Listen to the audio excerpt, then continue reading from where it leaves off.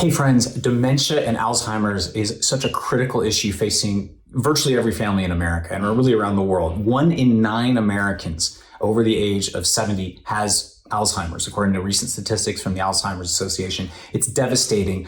How do we talk about this and what can we plan ahead?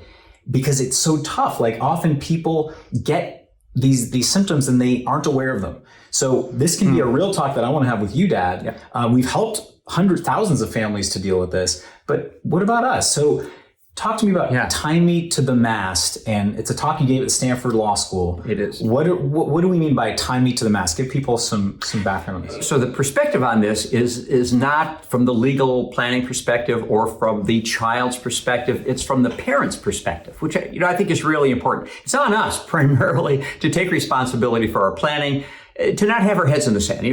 As we say, we deal in reality. So this is reality. So the background here is the development of something that I call the Ulysses Clause. And many of you are aware of the classics. Ulysses was a realist. When he was the captain of a ship, this is a classic Greek tale, right? Ancient tale. When he was the captain of a ship, he knew that when they sailed past a particular island, that there were the sirens whose sounds would drive the captains crazy, and they would steer the boat onto the shore.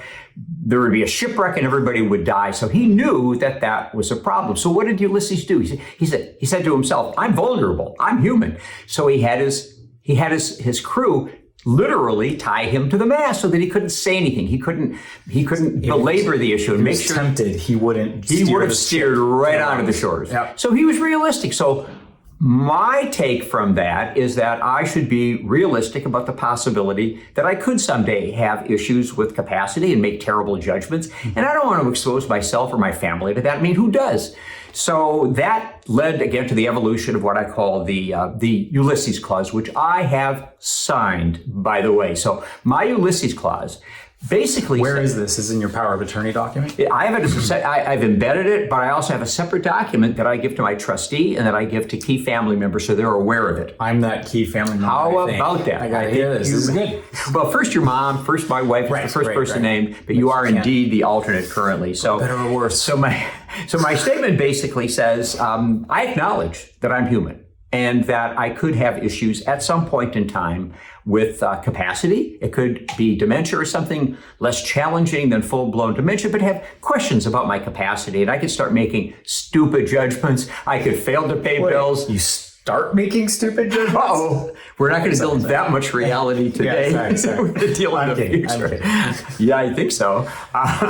So because of all of this, in my documents, I'm pretty clear in saying that if I do lose the ability to manage things, I want the next person to take over. But when are they going to do that? And are they going to be comfortable doing it? And just as background, legal documents like a power of attorney or trust, there's 2 times that you might name someone else to step in and take over your financial life. One is upon incapacity, where there has to be like doctor's note saying because of this medical issue, Michael Gilfix is unable to, manage his finances, or I don't know the exact phrasing. Or 2, you can voluntarily just say, I don't want to manage. I'm going to sign on. You can accept. I'm going to appoint you as my trustee or my decision maker right now. You don't need a doctor's note. So, sorry, take us back. No, that's right. That's right. I mean, again, that's a point of reality. And by the way, there's a lot of folks who have capacity, but they don't want to manage anymore. They suck at it. They don't want to be bothered. They want to go fishing. So there's a lot of reasons why people will say, you go surfing, I'll go fishing, I'll go hiking.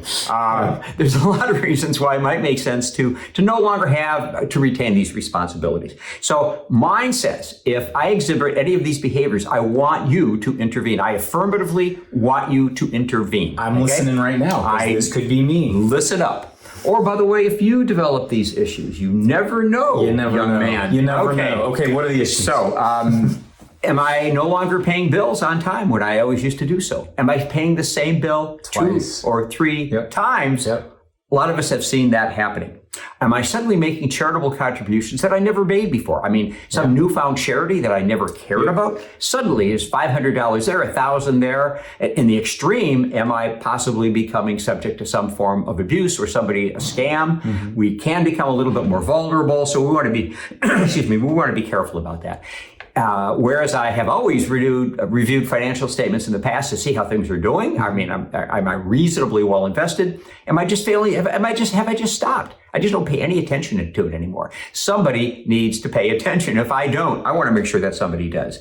And I guess the other is if I'm just exhibiting some sort of memory issues that are a little more serious than they are today, then I may want somebody to at least ask some questions. We're laughing a little bit here, but when these issues start to come up and there's some memory issues, don't the kids hesitate before raising it? They don't want to offend mom or dad. Absolutely. They're uncomfortable. Dad might see it as an assault on his dignity. And we look up to our parents. I mean, hopefully look up to our parents, and you don't want to start to destroy their confidence. I don't want to destroy if I see memory issues, I don't want to make you feel like you're losing it. That might, to me, that almost exacerbates it, might speed it up. And there we have it. So there's a built-in tendency to be hesitant. Yeah. And sometimes when it gets a little bit dicey and there's some indications, but sometimes we actually involve a geriatric care manager, somebody who actually does it.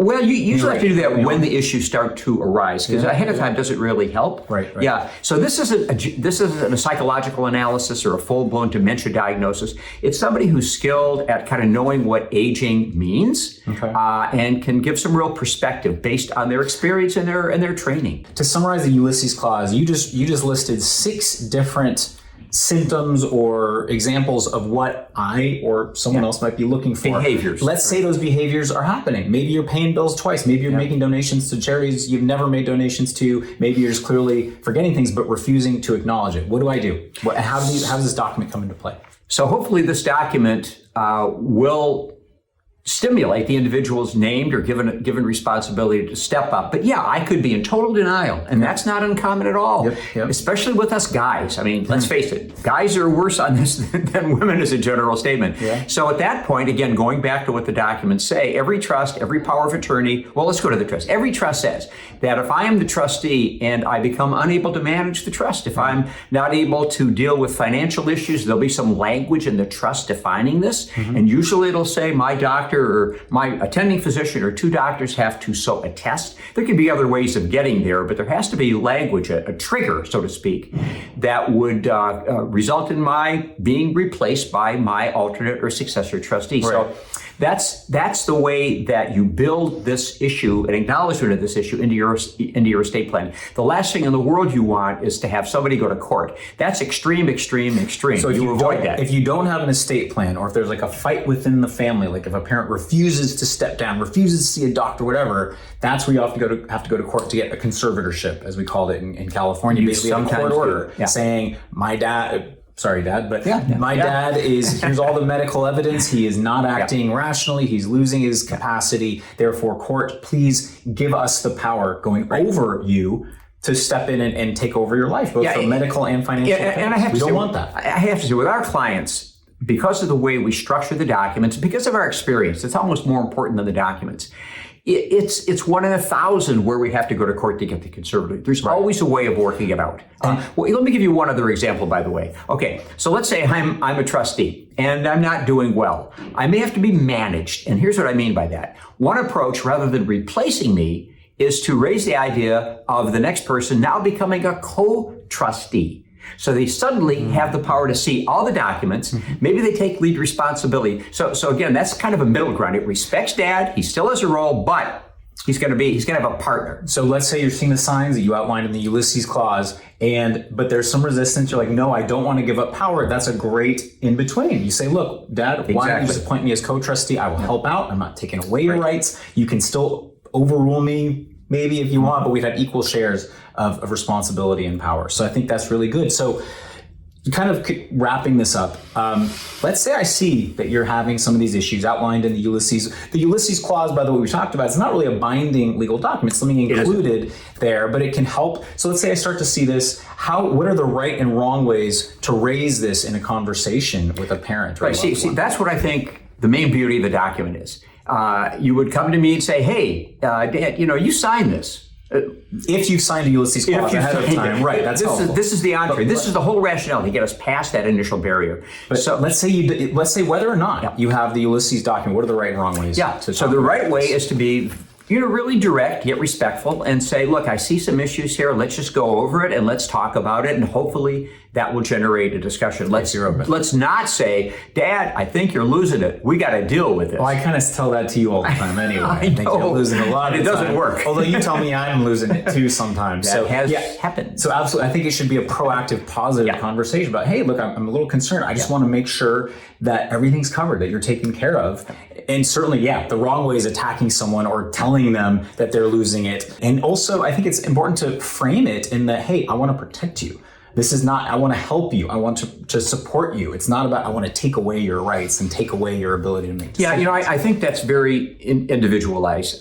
With some folks, if you say, I want to help you, that starts to sound a little bit like you're taking inappropriate steps, that you're infantilizing the parent. Yeah. It depends. You got to know your parent and know what is it. So another point, by the way, is often the family physician gets involved. I mean, particularly if you're the person named in the advance directive, you have the entree, you have the ability to speak with the doctor, to get information, if it's appropriately drafted. So you can participate and get the doctor sometimes to step up and frankly, sometimes to be the bad guy. And they're willing. Many doctors are willing to raise the issue so that you have a workaround, so to speak. Yeah, well, I think this has been really good. I think you and I, I hope we stay open and honest about all of this. I will certainly raise these issues if I see it in you. Yes, you should. And if you see it in me, please definitely tell me. I'm definitely not aware of that. But I think for every family, have the conversations about if you see signs of dementia or memory slipping, have the conversation sooner rather than later. Make sure you have that estate plan in place. Bring in an elder law estate planning expert. We've helped thousands of families with this. Make sure it's someone who knows what they're doing there, but